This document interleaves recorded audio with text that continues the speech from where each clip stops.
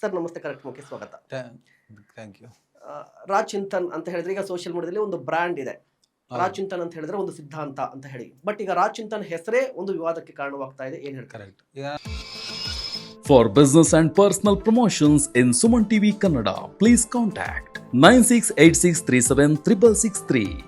ಮೊಟ್ಟ ಮೊದಲನೇದಾಗಿ ನಮ್ಮ ಸಂವಿಧಾನದ ಪೀಠಿಕೆ ಅಂತಂದಿದೆ, ಪ್ರಿಯಾಂಬಲ್ ಅಂತಿದೆ. ಈತ ರಾಚಿಂತನ್ ಅಲ್ಲ, ಇವನು ಮೊಹಿದ್ದೀನ್ ರೌಫ್. ಈತ ತನ್ನ ಹೆಸರನ್ನ ಮರೆಮಾಚಿ ರಾಚಿಂತನ್ ಅಂತೇಳಿ ಕೆಲಸ ಮಾಡ್ತಾ ಇದ್ದಾನೆ. ಬರೀ ಕೆಲಸ ಮಾಡಿದ್ರು ಸಮಸ್ಯೆ ಇಲ್ಲ, ಈತ ಹಿಂದೂ ವಿರೋಧಿ. ಈ ಥರದ್ದು ಪೋಸ್ಟರ್ ಕ್ರಿಯೇಟ್ ಮಾಡಿ ನನ್ನ ಫೋಟೋ ಹಾಕಿ ಹಿಂದೂ ವಿರೋಧಿ, ಬಟ್ ಎಲ್ಲ ಎವಿಡೆನ್ಸ್ ಹಾಕಲ್ಲ. 1450 ವಿಡಿಯೋ ಮಾಡಿದ್ದೀನಿ. ಅಲ್ಲಿಂದ ಏನಾದ್ರೂ ಹೆಕ್ಬಿಟ್ಟು ನೋಡಿ ಹಿಂದೂ ವಿರೋಧ ಸ್ಟೇಟ್ಮೆಂಟ್ ಕೊಟ್ಟಿದ್ದಾನೆ, 5-6 ಸಾವಿರ ಲೇಖನ ಬರ್ದಿದ್ದೀನಿ, ತೆಗೆದುಬಿಟ್ಟು ಹಿಂದೂ ವಿರೋಧದ ಬರಹ ಬರ್ದಿದ್ದಾನೆ, ಅದೇ ಎವಿಡೆನ್ಸ್ ಹಾಕಲ್ಲ. ಫೋಟೋ ಹಾಕ್ಬಿಟ್ಟು ಈಗ ನಾನು ಎಕ್ಸಾಂಪಲ್, ಈಗ ಯಾವ ಫೋಟೋ ಕ್ರಿಯೇಟ್ ಮಾಡ್ತಿದ್ದಾನಲ್ಲ ಆತನ ಫೋಟೋ ಹಾಕಿ ಇವನು ಪಾರ್ಟ್ ಟೈಮಲ್ಲಿ ತಲೆ ಹಿಡಿಯೋ ಕೆಲಸ ಮಾಡ್ತಾನೆ. ಬರೆಯೋದು ನನಗೆ ಈಸಿ. ಪೋಸ್ಟರ್ ಕ್ರಿಯೇಟ್ ಮಾಡೋಕೆ ನನ್ನ ಹತ್ರ 10 ಜನ ಗ್ರಾಫಿಕ್ ಡಿಸೈನರ್ ಇದ್ದಾರೆ ನನ್ನ ಆಫೀಸಲ್ಲಿ. ಅವ್ನು ಫೋಟೋ ಹಾಕ್ಬಿಟ್ಟು ಇವ್ರು ತಲೆ ಹಿಡಿತಾನೆ, ಬಟ್ ಎವಿಡೆನ್ಸ್ ಅದು ರೈಟಿಂಗ್ ಆಗ್ತದೆ. ಸೊ ನಾಳೆ ಬೆಳಗ್ಗೆ ನಾನು ನರೇಂದ್ರ ಮೋದಿ ಅಂತ ಹೆಸರನ್ನ ಬದಲಾಯಿಸಿಕೊಳ್ಳೋದಕ್ಕೆ ನನ್ನ ದೇಶದ ಸಂವಿಧಾನ ನನಗೆ ಅವಕಾಶ ಕೊಡ್ತದೆ. ಪ್ರಧಾನಿ ಮಾಡೋದು ಬಿಡೋದು ನಿಮಗೆ ಬಿಟ್ಟಿದ್ದು, ಅದಕ್ಕೆ ನನ್ನ ಏನೋ ಒತ್ತಡ ಇಲ್ಲ. ಸೊ ನನ್ನ ಹುಟ್ಟೇನು ಅದು ಯಾವುದು ಗುಟ್ಟಲ್ಲ. ಆಮೇಲೆ ಯಾವುದು ಇವ್ರನ್ನ ಬಹಳ ದೊಡ್ಡ ಇನ್ವೆಸ್ಟಿಗೇಷನ್ ಮಾಡಿ ಏನೇನೋ ಮಾಡಿದೀವಿ ಅಂತ ನನ್ನ ಎಲ್ಲಾ ಸ್ನೇಹಿತರಿಗೂ, ನನ್ನ ಎಲ್ಲಾ ವಲಯಕ್ಕೂ ನನ್ನ ಹುಟ್ಟು ಧರ್ಮ ಯಾವುದು, ಆಮೇಲೆ ನಾನು ಯಾಕೆ ಬದಲಾದೆ, ಅದ್ರದ್ದು ಬದಲಾದ ಕ್ಲಾರಿಟಿ ಸಿಗದೆ ಇರ್ಬೋದು, ಅದ್ ನಾವು ಮುಂದೆ ಮಾತಾಡ್ತಾ ಹೋಗೋಣ, ತೊಂದರೆ ಇಲ್ಲ. ಓಕೆ, ಇಲ್ಲಿ ಇನ್ನೊಂದು ಪ್ರಶ್ನೆ ಅಂತ ಹೇಳಿದ್ರೆ, ನೀವು ಹೇಳ್ತಾ ಇದ್ರಲ್ವಾ ಹಿಂದೂ ವಿರೋಧಿ ರಾಚಿಂತನ್ ಅನ್ನೋದೀಗ ಬ್ರ್ಯಾಂಡ್ ಮಾಡ್ತಾ ಇದ್ದಾರೆ ಅಥವಾ ಮಾಡ್ತಾ ಇದ್ದಾರೆ, ಸುಳ್ಳು ಬ್ರ್ಯಾಂಡ್. ಈ ಬ್ರ್ಯಾಂಡ್ ಬಗ್ಗೆ ಏನ್ ಹೇಳ್ತೀರಿ? ಯಾಕೆ ಹಿಂದೂ ವಿರೋಧಿ? ಅಂದ್ರೆ ಬಿಜೆಪಿನ ಟೀಕೆ ಮಾಡೋ ಕಾರಣಕ್ಕಾಗಿ ಹಿಂದೂ ವಿರೋಧಿ ಏನಾಗಿದೆ ಅಂದ್ರೆ, ಈಗ ದಿನ ಬೆಳಗ್ಗೆ ಯಾರು ಮಾಡ್ತಾ ಇದಾರಲ್ಲ, ರಾಹುಲ್ ಗಾಂಧಿ ಅವರನ್ನ, ಸೋನಿಯಾ ಗಾಂಧಿ ಅವರನ್ನ, ಸಿದ್ದರಾಮಯ್ಯ ಅವರನ್ನ, ಆಮೇಲೆ ಮಲ್ಲಿಕಾರ್ಜುನ್ ಖರ್ಗೆ ಅವರನ್ನ, ಅದ ಬೇರೆ ಬೇರೆ JDS ನ ಕುಮಾರಸ್ವಾಮಿ ಅವರನ್ನ ತಗೊಳ್ಳಿ, ದೇವೇಗೌಡರನ್ನು ತಗೊಳ್ಳಿ. ಇವರು ಬಿಜೆಪಿ RSS ಸಿದ್ಧಾಂತ ಕೆಲಸ ಮಾಡ್ತಾರೆ. ಅದರ ವಿರುದ್ಧ ಯಾರಿದ್ದಾರೆ ಅವ್ರ ಬಗ್ಗೆನೂ ಇವರು ನೂರಾರು ಸುದ್ದಿಗಳು ಮಾಡ್ತಾರೆ, ನೂರಾರು ಸುಳ್ಳು ಸುದ್ದಿಗಳು ಮಾಡ್ತಾರೆ. ಹಾಗಂತ ಹೇಳ್ಬಿಟ್ಟು ಅವರ ಹೆಸರಿನ ಆಧಾರದಲ್ಲಿ ಇವ್ರನ್ನ ನಾವು ಹಿಂದೂ ವಿರೋಧಿ ಅಂತ ಹೇಳಕ್ಕಾಗತ್ತಾ? ವಿಮರ್ಶೆ ಮತ್ತು ಟೀಕೆ ಎರಡು ಸಂವಿಧಾನ ಕೊಟ್ಟಂತ ಅವಕಾಶ. ನನಗೆ ಸಂವಿಧಾನದ ಪೀಠಿಕೆ ಮೂಲಭೂತ ಆಶಯಗಳೇ ಇವ್ರಿಗೆ ಅರ್ಥ ಆಗ್ಲಿಲ್ಲ. ಯಾಕೆ ಅರ್ಥ ಆಗಿಲ್ಲ ಅಂದ್ರೆ, ಸಂವಿಧಾನವನ್ನ ಬದಲಾಯಿಸಕ್ಕೆ ಬಂದವರು ನಾವು ಅಂತ ಯಾರು ಸ್ಟೇಟ್ಮೆಂಟ್ ಕೊಟ್ರಲ್ಲ, ಆ ಪೀಳಿಗೆಗೆ ಸಂಬಂಧಪಟ್ಟಂತ ಸಂತತಿಗಳಿವು. ಈ ಸಂತತಿಗಳು ಸಂವಿಧಾನಕ್ಕೆ ಕಂಡ್ರನೇ ಆಗಲ್ಲ ಇವಕ್ಕೆ. ಹಾಗೆ ಸಂವಿಧಾನದ ಪ್ರಿಯಾಂಬಲ್ ಇಲ್ಲೊಬ್ಬ ಮೊಹಿದ್ದೀನ್ ರೌಫ್, ರಾಚಿಂತನ್, ನರೇಂದ್ರ ಮೋದಿ, ಅಮಿತ್ ಶಾ, ನಳಿನ್ ಕುಮಾರ್ ಕಟೀಲ್ ಆಗ ಅವಕಾಶ ಇದೆ ಅನ್ನುವಂತ ಒಂದು ಕಾಮನ್ ಸೆನ್ಸ್ ಕೂಡ ಅರ್ಥ ಮಾಡ್ಕೊಳ್ಳದೆ ಇದ್ದಾಗ ಈ ತರದ ಪ್ರಯತ್ನವನ್ನ ಮಾಡ್ತಾರೆ. ಭಾರಿ ಸಿಂಪಲ್ ಆಗಿ ಹೇಳ್ತೀನಿ, ಇಲ್ಲಿ ಹೆಸರಿನ ಕಾನ್ಸೆಪ್ಟ್ ಅಲ್ವೇ ಅಲ್ಲ. ಇಲ್ಲಿ ರಾವೂಫ್, ಮೊಹಮ್ಮದ್, ರಾಚಿಂತನ್ ಇದೆಲ್ಲ ಕಾನ್ಸೆಪ್ಟ್. ಇವರ ಫೇಕ್ ಪ್ರೊಪಗಂಡ, ಸಂವಿಧಾನವನ್ನು ಬದಲಾಯಿಸ್ತೀವಿ ಅನ್ನುವಂತಹ ಉದ್ದೇಶ, ಇದರ ವಿರುದ್ಧ ನಾವು ಪರಿಣಾಮಕಾರಿ ಕೆಲಸ ಮಾಡ್ತೀವಲ್ಲ, ತಲೆನೇ ಕೆಡ್ಸ್ಕೊಳ್ದೆ ಅವ್ರನ್ನ ಎದುರಿಸಿ ನಿಲ್ತೀವಲ್ಲ, ಅದನ್ನ ಹತ್ತಿಕ್ಕಲು ಆಗದಿದ್ದಾಗ ಮೊದಲು ಅವಮಾನಿಸುತ್ತಾರೆ, ಅನುಮಾನಿಸುತ್ತಾರೆ, ಬೆದರಿಸುತ್ತಾರೆ. ಅದಾದ ಮೇಲೆ ನೀನು ಗೆಲ್ತೀಯ ಅಂತಾರೆ ಮಹಾತ್ಮ ಗಾಂಧೀಜಿಯವರು. ಈ ದೇಶದಲ್ಲಿ ಬುದ್ಧ ಬಸವಣ್ಣನನ್ನೇ ಕೊಂದಿದ್ದಾರೆ, ಮಹಾತ್ಮ ಗಾಂಧೀಜಿನ ಕೊಂದಿದ್ದಾರೆ. ನಾಥರಾಮ್ ಗೋಡ್ಸೆ ಸತ್ತಿದ್ದಲ್ಲ, ನೇಣ ಹಾಕಿದ್ದವನ್ನ. ಅರ್ಥ ಆಯ್ತಾ ನಿಮ್ಗೆ? ಆ ಸಂತತಿಗಳು ನಮ್ಮನ್ನು ಏನು ಮಾಡಿದ್ರು ಕೂಡ ನಾವು ತಲೆ ತಗ್ಸಲ್ಲ, ನಮ್ಮ ಕೆಲಸ ನಾವು ಮುಂದುವರ್ಸ್ಕೊಂಡು ಹೋಗ್ತೇವೆ. ಈಗ ಇಡೀ ಎಲ್ಲರ ಪ್ರಶ್ನೆ ಇರೋದು ಏನು ಅಂತ ಹೇಳಿದ್ರೆ, ರಾಚಿಂತನ್ ಹೆಸರು ಬದಲಾಗಿದ್ ಯಾಕೆ, ಏನ್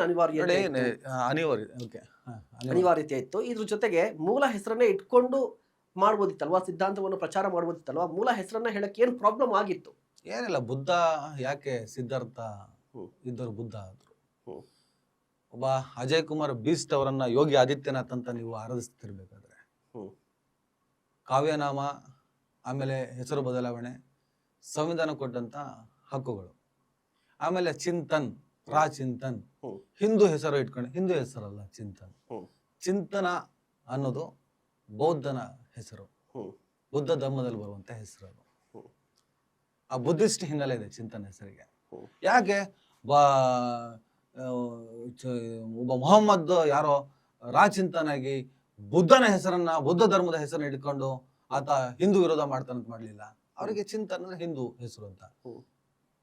ಸರ್ ಈಗ ನಿಮ್ಗೆ ಫಯಾಜು, ಗಿಯಾಜು, ರಹಮಾನ್, ಗೆಹಮಾನ್ ಅಂತ ಹೆಸರುಗಳಿದಾವಲ್ಲ, ಅದು ಇಸ್ಲಾಂ ಹೆಸರು ಅಲ್ಲ, ಅವೆಲ್ಲ ಅರಬ್ ಹೆಸರುಗಳು. ಹ್ಮ್. ನೀವು ಹೆಸರನ್ನ ಹಿಸ್ಟ್ರಿ ತಗೊಳಕ್ ಹೋದ್ರೆ ಒಂದೊಂದು ಹೆಸರು ಒಂದೊಂದು ಅರ್ಥ ಕೊಡ್ತೀನಿ. ಹ್ಮ್. ಈಗ ನನ್ನ ಐಡೆಂಟಿಟಿನ ಪ್ರಶ್ನೆ ಮಾಡ್ತಾನಲ್ಲ, ಹ್ಮ್. ಭಾರತ ದೇಶದ ಹಿಸ್ಟ್ರಿಲಿ, ಹ್ಮ್. ಭಾರತ ದೇಶದ ಇತಿಹಾಸದಲ್ಲಿ, ನಮ್ಮ ದೇಶದ ಕಾನೂನಲ್ಲಿ, ಈಗ ನಿಮ್ಮ ತಂದೆ ಮತ್ತು ನಿಮ್ಮ ತಾಯಿ ಅಂತರ್ಜಾತೀಯ ವಿವಾಹ ಆಗ್ತಾರೆ ಅಂತ ಇಟ್ಕೊಳ್ಳಿ. ಹ್ಮ್. ಅವಾಗ ನಿಮ್ಗೆ ನಿಮ್ಮ ತಂದೆ ಐಡೆಂಟಿಟಿ ಬರುತ್ತಾ, ತಾಯಿದ್ ಬರುತ್ತಾ? ತಂದೆದ್ ಬರುತ್ತೆ ಅಲ್ವಾ? ಹ್ಮ್. ಅಂದ್ಮೇಲೆ ಇವತ್ತು ನನ್ನನ್ನ ಟ್ರೋಲ್ ಮಾಡ್ತಾನಲ್ಲ, ಹ್ಮ್. ಅವನ ತಂದೆ ಯಾರು ಅನ್ನೋದನ್ನ ಬಹಿರಂಗ ಪಡಿಸ್ಬೇಕು. ಹ್ಮ್. ಆತ ಎಲ್ಲಿಂದ ಬಂದ, ಹ್ಮ್. ಈತ ಯಾಕೆ ತನ್ನ ಜಾತಿ, ತನ್ನ ಹೆಸರಿನ ಮುಂದೆ ಹ್ಮ್. ತನ್ನ ತಾಯಿಯ ಜಾತಿ ಹೆಸರು ಇಟ್ಕೊಂಡಿದ್ದಾನೆ? ಹ್ಮ್. ಯಾಕಪ್ಪ ನಿನ್ ತಂದೆ ಐಡೆಂಟಿಟಿ ನಿಂಗೆ ಹೇಳೋದಕ್ಕೆ ಕಷ್ಟ ಆಗ್ತಿದ್ಯಾ? ಹ್ಮ್. ನಿನ್ ತಂದೆ ಜಾತಿ ಹೇಳೋದಕ್ಕೆ ಕಷ್ಟ ಆಗ್ತಿದ್ಯಾ? ಹ್ಮ್. ನಾವು ಮಾತಾಡಕ್ ಹೋದ್ರೆ ಸುಮಾರು ಕಥೆಗಳಿರ್ತವೆ, ಓಕೆ. ಅರ್ಥ ಆಯ್ತಾ? ಆದ್ರೆ ನಾನು ಕೇಳಲ್ಲ. ಅದನ್ನ ಯಾಕೆ ಕೇಳಲ್ಲ ಅಂದ್ರೆ, ಹ್ಮ್. ಅದನ್ನ ನನ್ನ ವಿಚಾರ ಅಲ್ಲ, ಹ್ಮ್. ಅದು ಅವನ ವೈಯಕ್ತಿಕ, ಅದು ಅವನ ವೈಯಕ್ತಿಕ ಹಿತಾಸಕ್ತಿ. ಹ್ಮ್. ಅದನ್ನೇ ಪ್ರಶ್ನೆ ಮಾಡಬಾರ್ದು ಅನ್ನುತ್ತೆ ನನ್ನ ಸಂವಿಧಾನ. ಹ್ಮ್.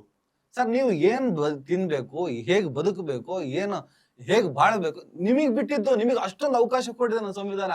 ಹ್ಮ್. ಹಾಗಾದ fundamental rights, freedom of speech ಅಂತ ಹೇಳ್ಬಿಟ್ಟು, ಹ್ಮ್. ಏನೋ ನನ್ನ ಮಕ್ಕಳ ಅಂತ ಹೇಳ್ಬಿಟ್ಟು ಅಶ್ಲೀಲವಾಗಿ ಮಾತಾಡಿದ್ರೆ ಮೇಡ್ ತಗೊಂಡು ಹೊಡಿತಾರೆ. ಹ್ಮ್. ನಿಜ. ಸೆನ್ಸ್ ಬೇಕು. ಹ್ಮ್. ನನ್ನ ಕಾನ್ಸ್ಟಿಟ್ಯೂಷನ್ಸ್ ಮತ್ತೆ ಸೆನ್ಸ್ ಹ್ಮ್. ಎರಡರ ನಡುವೆ ನಾವು ಬದುಕಬೇಕಾಗಿದೆ. ಹ್ಮ್. ನಾನು ಆಲ್ರೆಡಿ ಪರ್ಫೆಕ್ಟ್. ಹ್ಮ್. 2008 ಹ್ಮ್. ನನಗೆ 18 ವಯಸ್ಸು. ಹ್ಮ್.